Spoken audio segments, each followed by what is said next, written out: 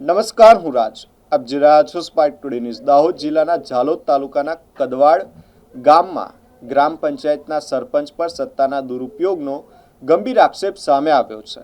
સરપંચ પુનીબેન મસુભાઈ ડામોર અને તેમના પરિવાર દ્વારા એક ખેડૂતની ખાનગી જમીન પર ગેરકાયદેસર કબજો કરાયો હોવાની ફરિયાદ જિલ્લા વિકાસ અધિકારીને કરવામાં આવી છે.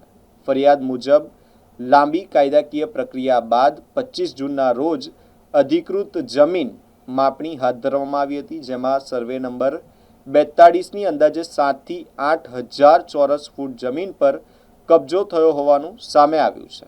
તેવો દાવો કરવામાં આવી રહ્યો છે. અરજદારોએ દાહોદ જિલ્લા વિકાસ અધિકારીને લેખિત રજૂઆત કરી સરપંચ સામે કડક કાર્યવાહી કરવાની, હોદ્દા પરથી દૂર કરવાની તેમજ જમીનનો કબજો પરત અપાવવાની માંગ કરી છે. હવે સમગ્ર મામલે તંત્ર શું કાર્યવાહી કરે છે તેના પર સૌની નજર મંડાયેલી છે.